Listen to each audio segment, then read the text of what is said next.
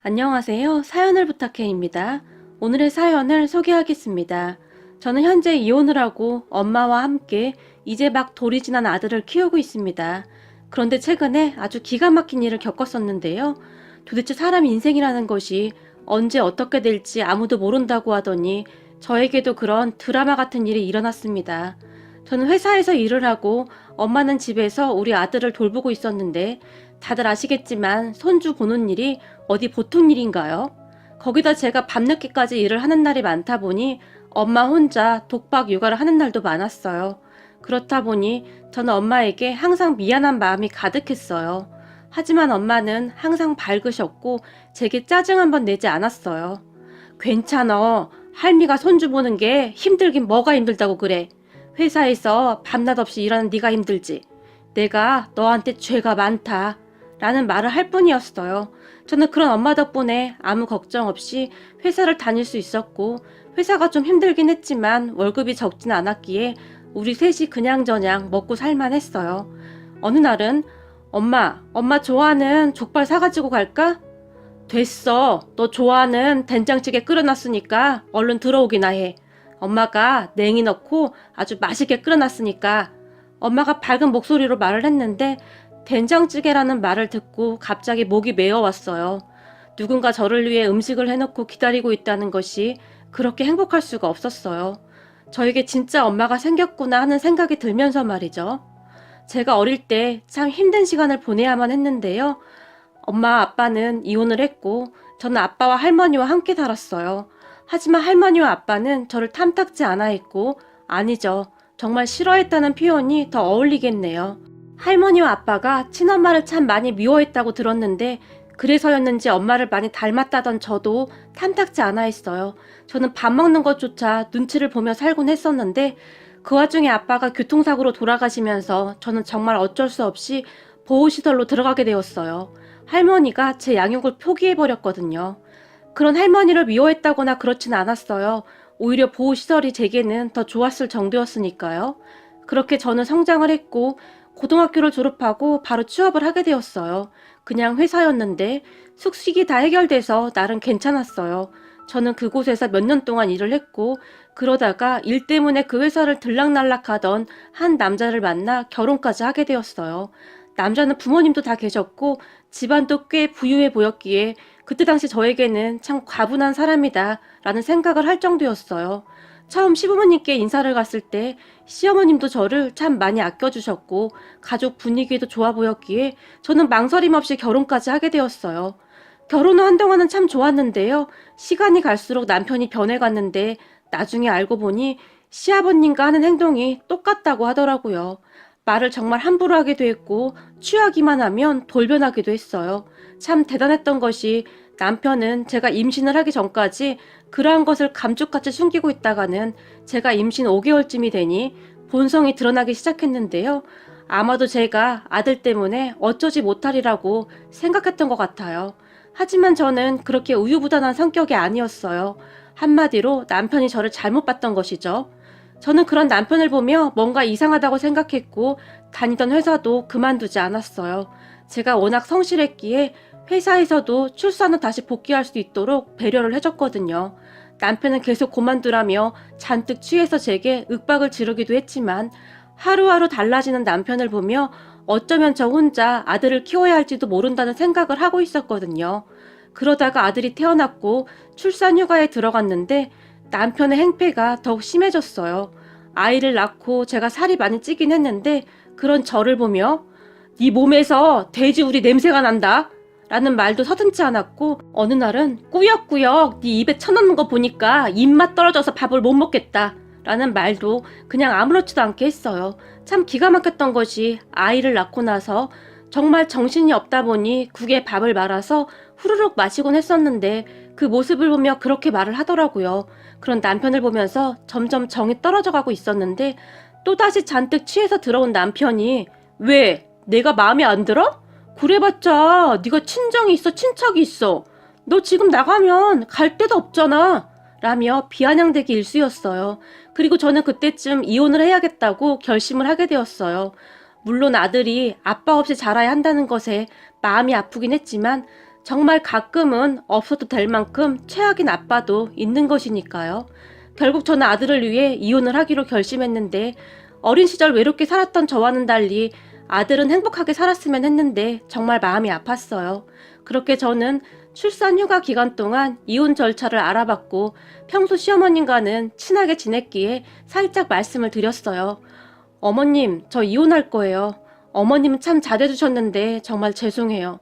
근데 맨날 취해서 집안 난장판 만들어 놓고 막말하고 더 이상은 안 되겠어요. 저는 이렇게 살려고 결혼한 게 아닌데 그리고 저 사람이 이런 사람인 줄은 정말 몰랐어요. 시어머님에게 힘겹게 말을 꺼냈어요. 그런 제 말을 듣던 시어머님은 사실 말이다. 네가 결혼한다고 인사 왔을 때 내가 뜯어말렸어야 했는데 아무리 봐도 네가 너무 아깝더구나. 저 인간이 어떻게 너 같은 애를 다시 만나겠니? 일이 될 줄 알면서도 내가 욕심을 부렸어. 정말 미안하구나. 네 말이 맞다.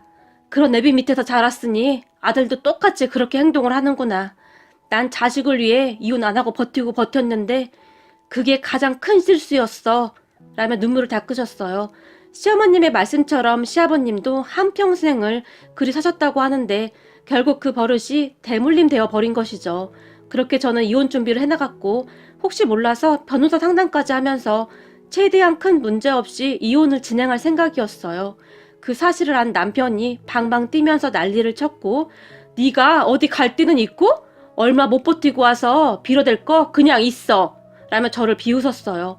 그런 남편에게 양육권만 주면 되니까 이혼해달라고 딱 잘라 말을 했고 한참을 힘들게 하던 남편도 나중에는 포기했던지 이혼을 해줬어요. 다만 나한테 뭐 도와달라고 하기만 해봐. 가만 안 둘 거니까. 양육비 그런 얘기 꺼내지도 마라. 나 지금 만나는 사람 있으니까 알았어? 라는 말을 할 뿐이었어요. 알고 봤더니 제가 임신을 하고 난 뒤부터 이미 만나는 사람이 있었더라고요. 그렇게 저는 집을 나왔고 남편은 그 여자와 새 살림을 차렸어요. 그런데 제가 이혼을 한참 진행 중일 때 시어머님이 제 손을 잡으며 얘야, 그럼 나랑 같이 살자꾸나 라는 말을 했어요. 네? 어머님, 우리 이혼할 거예요. 그런데 어머님과 어떻게 같이 살아요? 사실 그때 당시에는 너무 지쳐 있었기에 시어머님에게도 짜증도 나고 그랬어요. 그러니까 내가 그 인간들이랑 인연 끊으면 되는 거 아니니? 시어머님이 조용히 말을 꺼내셨고 네? 인연을 끊다니요. 그게 무슨 말씀이세요? 제가 놀라서 물었는데요. 그러니까 나도 이번 참에 이혼할까 한다. 시어머님의 입에서는 충격적인 말들이 쏟아져 나왔고 놀라서 당황하고 있던 저에게 이혼 소송하면 재산 일부를 받을 수도 있고 거기다가 그동안 내가 모아놓은 돈도 있으니까 그냥 우리 둘이 같이 살면 안 될까? 어차피 나도 그 인간들한테 미련도 없고 아들이라고 하나 있는 게 그 모양이니 나도 참 사는 게 아니구나.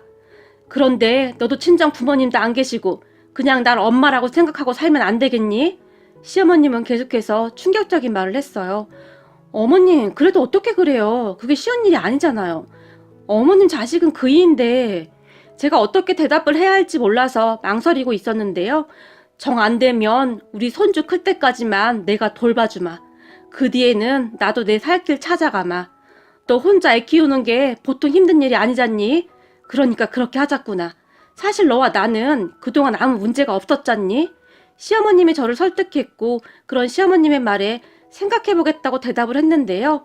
저도 어디 하나 의지할 곳이 없었기에 시어머님의 제안에 귀가 솔깃해질 수밖에 없었고 시어머님은 그 뒤 시아버님과 이혼 소송을 진행했는데 제가 깜짝 놀랐던 것이 말이죠. 시어머님이 그동안 증거를 엄청 많이 모아놓으셨더라고요. 여러 가지 사진에 음성 녹음된 것에 뭐 어마어마했어요. 제가 보기에는 이미 오래전부터 준비를 해오셨던 것 같은데 참고 참으셨던 것 같았어요. 그리고 결국 시어머님은 이혼 소송을 하면서 힘겹게 이혼을 하셨어요. 그동안 그리도 힘들게 살아오셨기에 제가 이혼을 한다고 했을 때 오히려 찬성을 하셨던 것 같아요. 당신 손주만은 그렇게 잘하지 않길 바라셨을 테니까요. 그렇게 시어머님과 저는 작은 아파트 하나 얻어서 그곳에서 새 삶을 시작했는데 앞으로는 내가 네 엄마니까 엄마라고 부르렴. 우리 그렇게 맘 편히 살자꾸나. 시어머님이 말씀하셨고 우리는 그렇게 모녀처럼 살고 있었어요. 동네 사람들조차도 우리가 진짜 모녀라고 알고 있을 정도였고요. 가끔 시아버님이 전화를 해서 모진 말을 하기도 했지만 시어머님은 한 번만 더 전화하면 경찰에 신고할 테니까 그리 알아. 라며 차갑게 대응하셨어요. 가끔 전 남편이 시어머님에게 전화를 하기도 했지만 이런 정신 나간 놈아. 네가 이혼한 순간 너랑 나는 이미 연이 끊어진 거다. 그러니까 다시는 연락하지 말거라. 라며 역시 단호하게 행동하셨어요. 그렇게 우리는 나름 잘 살았어요. 시어머님이 육아를 전담해 주셨기에 저는 일에 집중할 수 있었고 아끼고 아껴서 적응까지 하면서 정말 열심히 살았거든요. 그 뒤에도 시아버님이 어떻게 알아낸 것인지 우리 집 앞까지 쫓아와서는 당신 그동안 내 덕에 잘 먹고 잘 살았는데 왜 이렇게 힘들게 산다고 그래? 나랑 살면 돈 걱정은 없잖아. 그러니까 다시 집으로 돌아가. 처음에는 시어머님을 설득했지만 돈만 많이 갖다 주면 뭐해? 마음은 지옥에 살고 있는데 난 그까짓 돈 다 필요 없어. 평생 동안 밤에 잠도 제대로 못 잤었는데 요즘엔 아주 푹 잘 자고 있어. 그러니까 돈 많이 벌어서 당신 혼자 잘 살아. 시어머님은 아주 단호했어요. 사실 시아버님이 꽤 큰 가게를 하나 운영하고 있었는데 그곳에서 나오는 수입이 상당히 괜찮았거든요. 남편도 그곳에서 일을 하고 있었는데 시아버님 믿고 직원들에게 함부로 하고 그래서 말이 많기도 했어요. 그런 남편은 돈을 아주 펑펑 쓰고 다녔는데 돈 아쉬운 줄 모르고 살고 있었어요. 그렇게 시어머님이 눈 하나 깜빡이지 않자 시아버님이 난동을 피우기 시작했는데 제가 바로 경찰에 신고를 해버렸어요. 물론 그런 저를 보며 냉혈한이라고 생각할지도 모르겠지만 시아버님의 손버릇이 아주 고약해서 제 입장에서는 시어머님을 지켜야만 했어요. 시어머님은 아들을 제외하고 제게 있어 하나밖에 없는 가족이었으니까요. 경찰에 신고를 한 후 시어머님에게 엄마 미안해. 근데 난 엄마한테 또 손 찍어 말까봐. 그럼 엄마가 다치니까. 난 엄마가 다치는 게 정말 너무 싫어. 제가 눈물을 흘리며 시어머님을 꼭 끌어안았는데요. 시어머님이 그런 저를 정말 있는 힘껏 안아주면서 살면서 내가 낳은 아들 자식도 그렇게 날 막아준 적이 없는데 정말 고맙구나. 시어머님도 한동안 소리내어 우셨어요. 그렇게 시어머님과 함께 살게 되면서 더 많은 대화를 하게 되었는데요. 사실 전에 우리 친정이 아주 부자였어. 근데 우리 아버지 사업이 부도나면서 하루아침에 가족들이 다 길거리에 나앉게 됐다. 정말 하루하루 살아가기가 힘든 그런 시절이었어. 근데 평소에 날 마음에 품고 있던 네 시아버지가 우리 부모님을 찾아와서 나와 결혼만 시켜주면 앞으로 편히 살게 해주겠다고 했더구나. 예정대로였다면 난 그때 대학을 졸업한 뒤 유학을 다녀와서 대학 교수가 되고 싶었다. 옛 생각이 나는지 시어머님의 눈시울이 붉어지셨어요. 그런 시어머님의 말에 유학이요? 제가 놀라서 물었는데요. 그래, 난 피아노를 전공하고 있었다. 거기다 꽤 괜찮은 실력이었었지. 그런데 아버지 사업이 부도나면서 모든 것이 엉망이 되었어. 그런 와중에 네 시아버지가 허구한 날 우리 부모님에게 찾아와서 그렇게 잘하니 우리 부모님도 마음이 움직이기 시작하더구나. 무엇보다도 돈이 많은 네 시아버지한테 마음이 갔던 것이겠지. 아무래도 부모님은 평생을 돈 걱정 없이 살았던 내가 앞으로도 좀 풍요롭게 살길 바라셨겠지. 시어머님이 잠시 말을 멈추셨어요. 그리고는 그런데 우린 달라도 너무나 달랐어. 네 시아버지는 대학을 나오지 못해서 내가 자기를 막대한다는 말을 수시로 하면서 나한테 함부로 했다. 물론 금전적으로는 편했지. 우리 부모님에게 인심 쓰듯이 돈도 막 주고 했으니까. 하지만 집에 돌아와서는 나를 그렇게 못살게 굴었다. 난 그걸 그냥 다 견뎌냈고 그리고 이제는 그 빚 다 갚았다고 생각한다. 그래서 이혼을 결심했던 거고. 시어머님이 다시 눈물을 흘리셨는데 처음 듣는 시어머님의 말씀에 가슴이 그렇게 먹먹할 수가 없더라고요. 결국 시어머님과 저는 많이 닮아있지 않았나 하는 생각이 들 정도였어요. 항상 외로운 사람이라는 것이 말이죠. 그렇게 시어머님과 저는 더 가까워졌고 우리는 하루하루 행복한 시간을 보내고 있었는데 그러던 어느 날 우리에게 정말이지 믿지 못할 일이 일어났는데요. 그날도 저는 늦은 시간까지 회사에서 일을 하고 녹초가 되어 집에 가기 위해 준비를 하고 있었는데 전화 한 통이 걸려왔어요. 모르는 번호였기에 받을까 말까 망설이고 있었는데 왠지 전화를 받아야 할 것 같은 느낌이 들었어요. 여보세요? 라고 제가 지친 목소리로 전화를 받았고 혹시 민수아 씨 맞나요? 어떤 여자가 제 이름을 불렀어요. 네, 맞는데 누구시죠? 제가 잔뜩 의심한 채 물었는데요. 저는 박경아입니다. 여자가 조용히 말을 했고 박경아 씨요? 제가 그 여자의 이름을 되뇌이고 있었는데 그 순간 제 뇌리를 스치고 지나가면서 설마 날 낳아준 생모? 라는 생각을 잠시 했지만 설마 아니겠지. 아빠와 이혼하고 난 뒤 단 한 번도 날 찾지 않았는데 그럴 리가 없겠지. 라며 제가 머리를 절레절레 흔들다가는 근데 누구시죠? 최대한 침착한 척 물었는데요. 수아야, 엄마야. 순간 그 여자의 입에서는 그 말이 새어나왔고 네? 누구시라고요? 제가 놀란 채 다시 물었는데요. 엄마야, 널 낳아준 엄마라고. 라는 말을 하던 그 여자가 갑자기 눈물을 흘리기 시작했어요. 하지만 저는 반가움보다는 원망하는 마음이 더 컸기 때문에 저는 엄마가 없습니다. 이만 전화 끊겠습니다. 라고 말을 하며 전화를 끊어버렸어요. 제 입장에서는 참 기가 막혔거든요. 제가 아들을 낳아보니 더욱 이해가 안 됐어요. 저는 출근해 있는 시간에도 항상 우리 아들이 눈에 밟혔거든요. 그런데 저를 낳아준 친모라는 사람은 살면서 단 한 번도 저를 찾아온 적이 없었으니까요. 참 대단한 사람이구나 하는 생각만 들었거든요. 그렇게 며칠이 지났을까요? 어느 날 시어머님이 수아야, 너 말이야 친엄마 안 보고 싶어? 제게 물었어요. 친엄마? 나한테 친엄마가 어딨어요. 아마도 이 세상 사람이 아닌가 봐요. 그러니까 한 번도 안 찾아오죠. 라며 제가 그냥 웃어버렸는데요. 수아야, 사실은 말이야. 시어머님이 다시 한번 제 이름을 힘주어 불렀는데 그게 말이야. 며칠 전에 네 친엄마라는 사람이 우리 집에 찾아왔었어. 처음에는 모르는 사람이라 문을 안 열어줬었는데 아무리 봐도 낯이 너무 익은 거야. 그래서 자세히 봤더니 너랑 아주 판박이더구나. 나이가 아마도 나랑 비슷할 텐데 어쩜 그렇게 젊고 예쁘던지 너랑 똑같이 생겼어. 시어머님이 제 눈치를 보며 말을 꺼냈어요. 그 사람 이야기는 하지 않았으면 좋겠어요. 지금 나한테는 엄마밖에 없어요. 자식 그렇게 두고 가버린 엄마는 생각하고 싶지도 않아요. 제가 기분 나쁜 듯이 말을 했지만 네 엄마 얘기 들어보니 네 엄마한테도 딱한 사정이 있더구나. 물론 지금 네 마음이 어떤지 잘 알겠다마는 그래도 널 낳아주신 분인데 한 번은 만나봐야 하지 않겠니? 잘 생각해보고 전화해봐. 라며 시어머님이 제 손에 전화번호 하나를 들려줬어요. 얼떨결에 연락처를 받은 저는 며칠 동안 그 연락처를 뚫어지라 바라보다가는 결국 연락을 하게 됐는데요. 저 민수아입니다.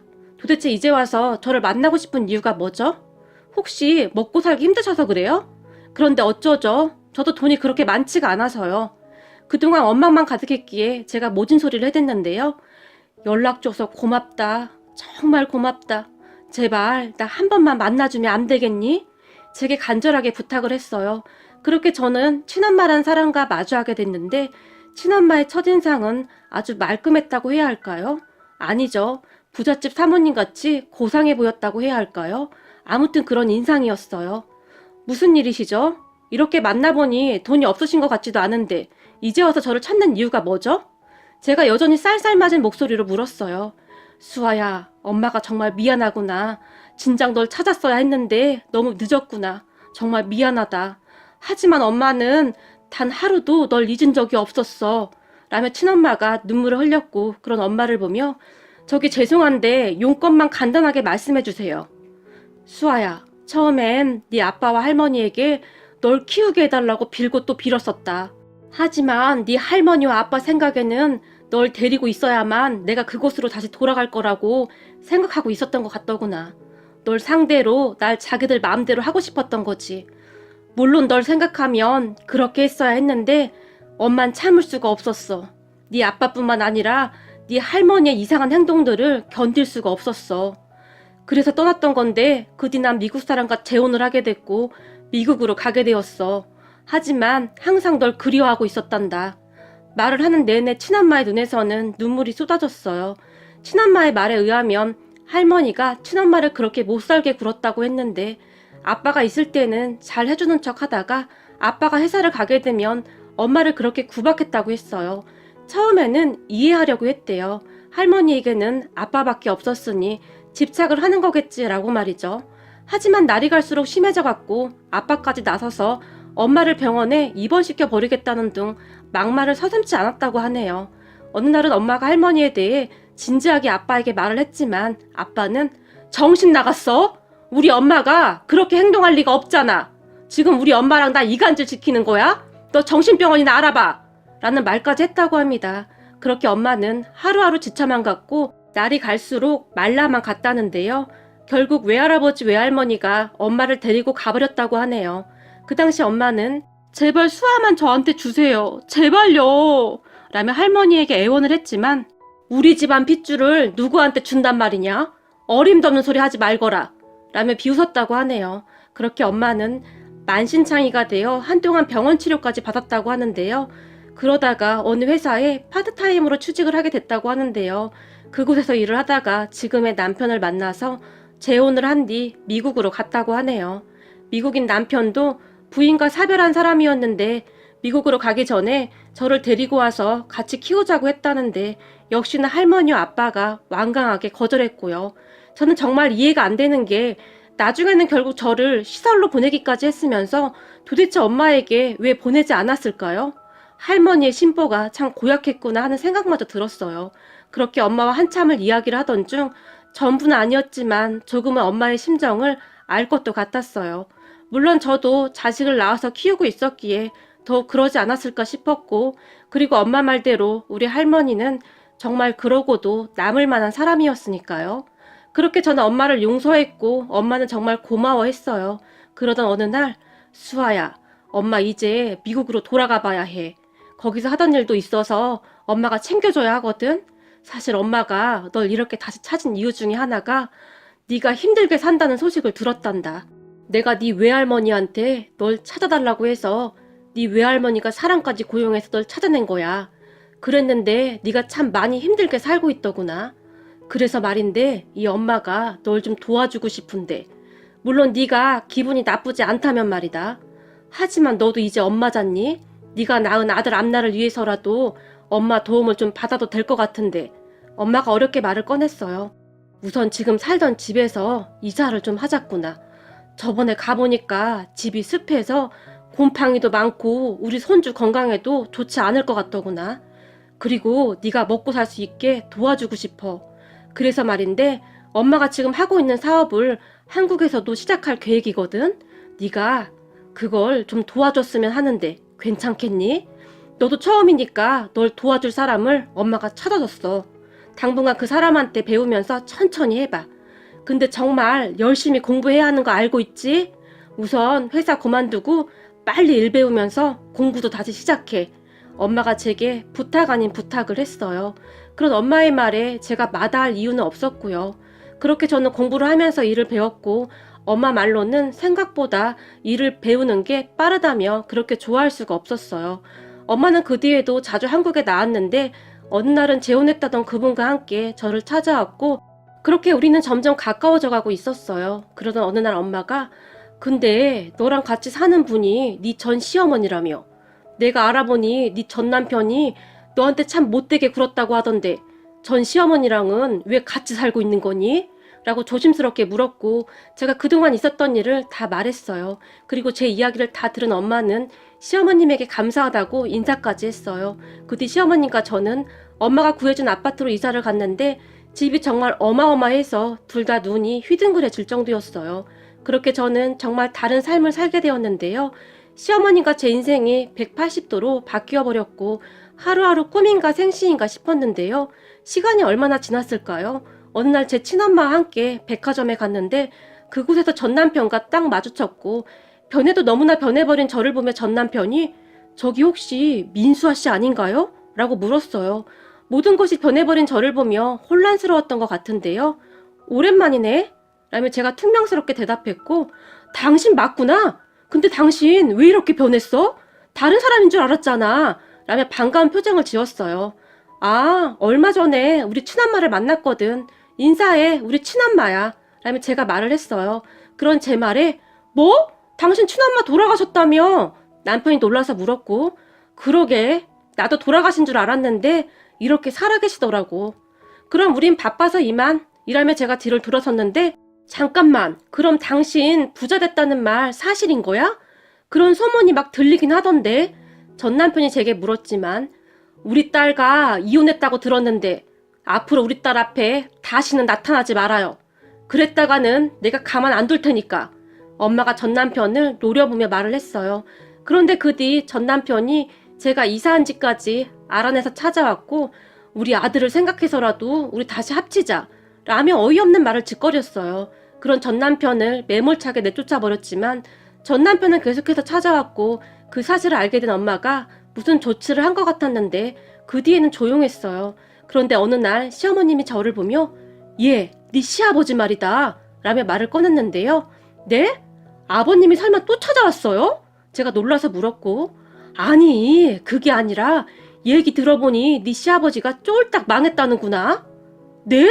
그게 무슨 말씀이세요? 쫄딱 망하다니요. 아버님 재산이 얼만데요. 그때 당시 저는 시어머님의 말을 믿을 수가 없었는데요.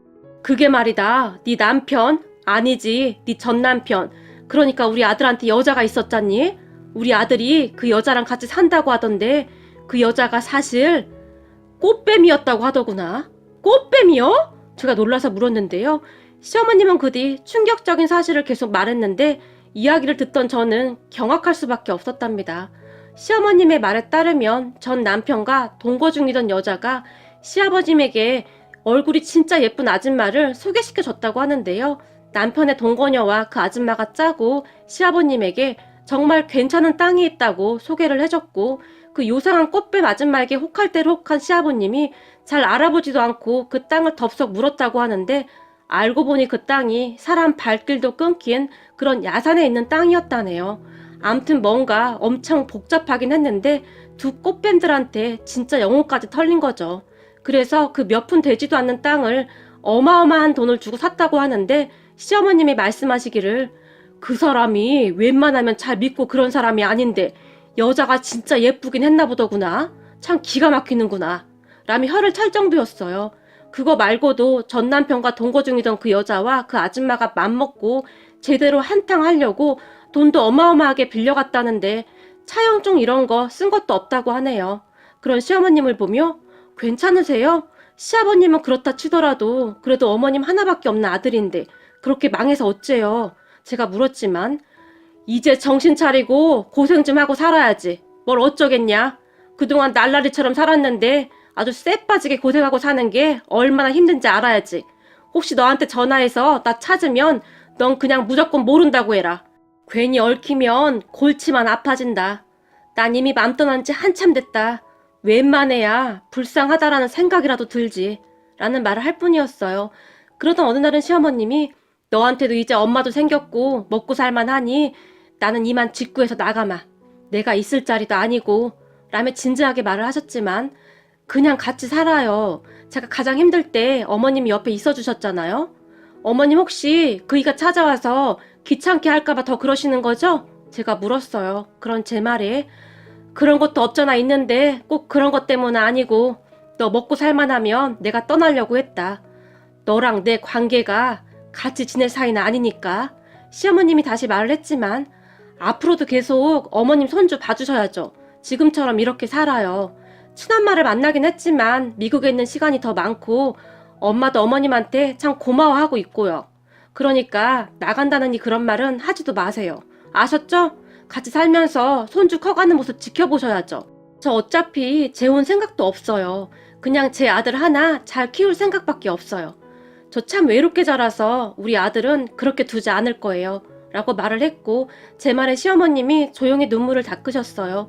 그리고 얼마 후 제가 피아노를 하나 사서 거실에 놓아뒀는데 그 피아노 뚜껑을 열던 시어머님의 손이 사시나무 떨리듯이 떨리고 있었어요. 그런 시어머님을 보며 어머님 이제 피아노 마음껏 치셔도 돼요. 비록 대학 교수는 못 되셨지만 앞으로 어머님 하나밖에 없는 손주한테 피아노 가르쳐주세요. 라며 제가 활짝 웃었어요. 제 말에 시어머님이 고맙구나. 정말 고마워. 라며 말을 잊지 못하셨는데요. 시어머님, 아니죠. 이젠 엄마라고 불러야죠. 엄마가 피아노 곁을 떠나지 않고 계시네요. 거기다 우리 아들도 피아노 소리가 좋은지 누워서 한참을 집중해서 듣고 있네요. 그런 모습을 보며 이게 행복이구나 싶은 생각이 들었어요. 그 이후 전 남편이 몇 번 찾아왔지만 시어머님이 단박에 내쫓아버렸어요. 얘기를 들어보니 참 힘들게 살고 있다고 하더라고요. 평생을 고생 한번 안 해본 사람이 참 먹고 살기 힘들겠죠. 하지만 그것도 그 사람의 업보 아니겠습니까? 저는 그냥 그렇게 생각하며 살고 싶네요. 앞으로도 시어머님 모시고 우리 아들과 셋이서 행복하게 살아가고 싶습니다. 오늘의 사연은 여기까지였습니다. 즐겁게 보셨다면 구독, 좋아요 부탁드립니다. 고맙습니다.